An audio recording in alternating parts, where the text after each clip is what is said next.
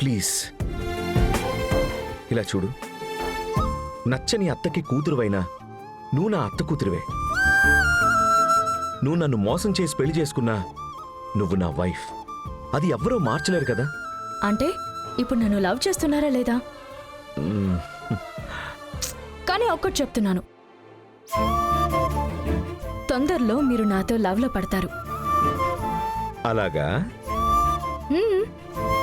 ఇంకో నెల రోజుల్లో మీరు నన్ను లవ్ చేస్తున్నాను అని నా దగ్గరికి వచ్చి చెప్తారు. బంగారి, నువ్వు చెప్పిన అబద్ధాల ముందు లవ్వే గెలిచింది, ఇదే మాట మీరు నా దగ్గరికి వచ్చి చెప్తారు చూడండి. ఒకవేళ నేనలా చెప్పానంటే నువ్వు ఈ నెల రోజుల్లో జాను దగ్గర నిజం చెప్పబోతున్నావు అని అర్థం. చూద్దామా? చూసుకుందాం. అన్నట్టు రవి సార్, మాటల మధ్యలో మీరు నన్ను వే అన్నారు కదా? అన్నానా? అవును రవి సార్, మీరు నన్ను వే అని అన్నారు. మీరు వే అంటే నేను రే అంటాను. మరి చూసుకోండి, మన భార్యాభర్తలం కంటే కూడా మీరు నాకు వరస అవుతారు. వరసైన వాడిని రే అని పిలిచే అన్ని హక్కులు మా అమ్మాయిలకు ఉంటాయి, తెలుసు కదా? చూసుకోండి. ఏ బంగారి, ఒక్క నిమిషం. ఈ రే అలాంటి వద్దు గాని, నువ్వు నన్ను రవి సార్ అని పిలుస్తుంటావు కదా, ఆ సార్ మాత్రం తీసేద్దామా? మరి ఇంకేం పెట్టి పిలవాలి? జస్ట్ రవి. ఓకేరా రవి.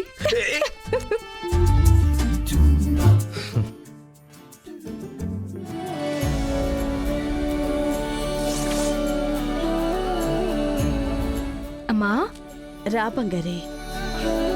ఏంటమ్మా క్యాలెండర్ చూస్తున్నావు? ఇంట్లో ఏమైనా ఫంక్షన్ చేయాలా ఏంటి? చేయాల్సిందే. ఓ, ఏం ఫంక్షన్? అదే లేదు బంగారి, ఇప్పుడు బిజినెస్ మొదలు పెట్టాం కదా, అది ఓపెన్ చేయడానికి ఒక మంచి రోజు చూస్తున్నాను. వచ్చే బుధవారం మంచి ముహూర్తం ఉంది, అప్పుడే మనం మొదలు పెడదాం. ఎంత తొందరగా బిజినెస్ మొదలు పెడతామో అంతకంతా మంచిది బంగారి. సరే అమ్మా, నీకింకేమైనా ఐడియా ఉందా? మీ అమ్మకి ఈక్వల్ గా నిన్నొక బిజినెస్ ఆంటర్‌ప్రెన్యూర్ గా చేయాలని నేను అనుకుంటున్నాను. కర్పూరం ఉప్పు తెల్లగానే ఉంటాయి. ఝాన్సీదేవి కూతుర్నే అయినా కానీ ఎప్పటికీ మా అమ్మని దాటలేను బంగారి. మా అమ్మకి నీ వల్ల నా వల్ల కొంచెమైనా మంచి పేరు తెచ్చిపెడితే అది చాలు బంగారి.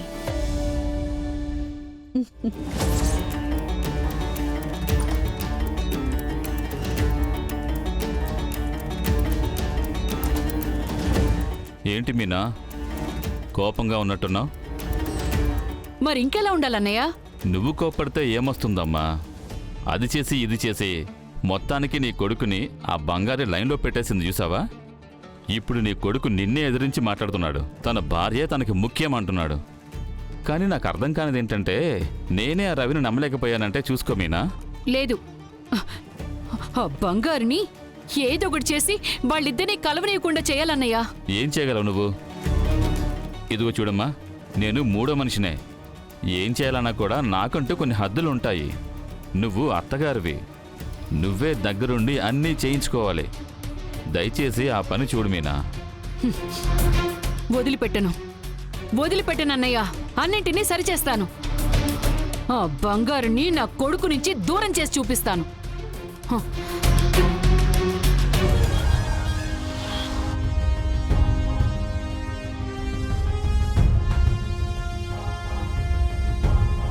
ఎంతసేపు వెయిట్ చేయాలి సిస్టర్? ఒక చిన్న అప్రూవలే కదా, దానికి ఇంతసేపు వెయిట్ చేస్తున్నారు?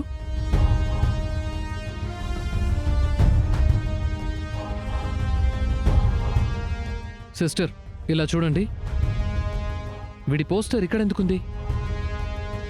ఎలక్షన్లో తనే చీఫ్ పొజిషన్కి నిలబడుతున్నాడు కదా, మనం మెంబర్ అవ్వాలని పర్మిషన్ కోసం వస్తే అంత తొందరగా అవనిస్తారా ఏంటి? లోపల మనల్ని ఎలా కానివ్వకుండా చేయాలని ప్లాన్ నడుస్తూ ఉంటుంది. తను ఎప్పుడు మెంబర్ అవుతుందబ్బా, తర్వాత బిజినెస్కి పర్మిట్ అడుగుతుంది. కొంచెం కొంచెంగా పైకొచ్చి నా ముందే కాలు మీద కాలు వేసుకుని కూర్చుంటుంది. ఇదంతా నేను చేతులు కట్టుకుని చూస్తూ ఉండాలా? చిన్నపిల్లయ్యా, తన దగ్గరికి పోయి. ఒకప్పుడు ఆ ఝాన్సీదేవి జస్ట్ ఇడ్లీ వ్యాపారం చేసుకునేదయ్యా. ఇది పోయి ఏం చేయగలదులే అని మేము పట్టించుకోకుండా వదిలేసాం. కానీ ఇవాళ నా వ్యాపార సామ్రాజ్యానికే వేటు వేస్తుంది. ఇప్పుడు ఆ వ్యాపారానికి వారసురాలే తను. ఊరికి వదిలేస్తుందా నన్ను? ఇదిగో చూడు, నీకు నేను ఎంత కావాలంటే అంత ఇస్తాను, తీసుకో. వాళ్ళని మెంబర్ అవ్వలేరని చెప్పి పంపించేయి. ఈ ఎలక్షన్లో నా మొత్తం ఆస్తిని అమ్మడానికి నేను రెడీయే. నేను గెలిచే తీరాలి. ఆ తర్వాత ఆ ఝాన్సీతో కలిపి ఈ బంగారుని కూడా నేను తొక్కేస్తా. ఇప్పుడు నువ్వు చెప్తున్నావా లేదా? సరే అన్నా, నేను ఈ చైర్లో కూర్చోటానికి మీరు నాకు చాలా సాయం చేశారు. మీరు అడిగితే నేను కుదరదు అని చెప్పలేను. నేను చూసుకుంటాను. మణి, ఒకసారి లోపలికి రా. చెప్పండి సార్. ఆ బయటున్న వాళ్ళని లోపలికి రమ్మని చెప్పు. అలాగే సార్. మేడం, సార్ మిమ్మల్ని పిలుస్తున్నారు. వెళ్దాం ఆ, పద. పదండి.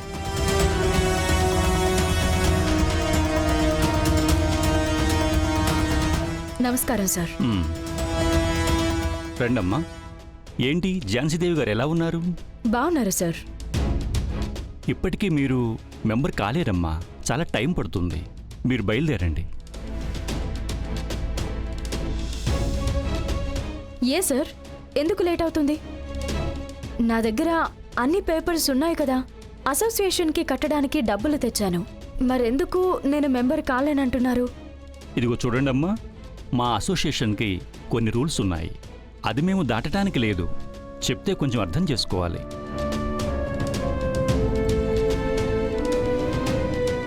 ఏంటి కలుజీ సార్, అంతా మీ ట్రైనింగేనా? నీతో పోయి నాకు పోటీనా? నీలాంటి వాడితో పోటీ పడితే నాకు అసహ్యం. ఇది మా అసోసియేషన్ మొత్తం తీసుకున్న నిర్ణయం. ఇది ఎవరూ దాటడానికి లేదు. అయినా చెప్పేశారు కదా, బయలుదేరు. మీరు కుదరదు పో అంటే నేను వదిలేసి వెళ్లే రకం కాదు సార్. నాకు ఒక వ్యాలిడ్ రీజన్ మీరు చెప్పే తీరాలి, లేదంటే ఇక్కడే కూర్చుని ధర్నా చేస్తాను. ఇదిగో చూడమ్మా, నేను చెప్పేశాను. మా అసోసియేషన్లో ఎవరిని మెంబర్ చేసుకోవాలో, ఎవరిని చేసుకోకూడదు అని నిర్ణయం తీసుకునే హక్కు మాకుంటుంది. ఇలాంటి బెదిరింపులకు భయపడం. మీరు గొడవ చేస్తే మేం పోలీసులకి ఫోన్ చేయాల్సి ఉంటుంది. సార్, ఇప్పుడే చేయండి సార్, చేయండి. పోలీసు వచ్చి ఏం చేస్తారు అని నేను చూస్తాను.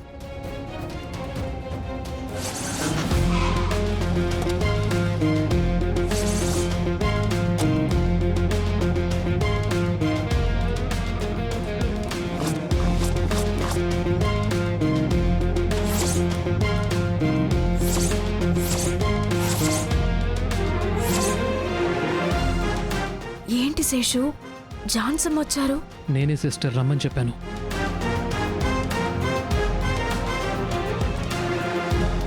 రండి మేడం, కూర్చోండి. ఓ, సార్ కూడా ఇక్కడే ఉన్నారా? రైట్. ఏంటి సార్, ఏం జరుగుతోంది? అంటే మేడం, వాళ్ళు మెంబర్ అవ్వాలని వచ్చారు. అది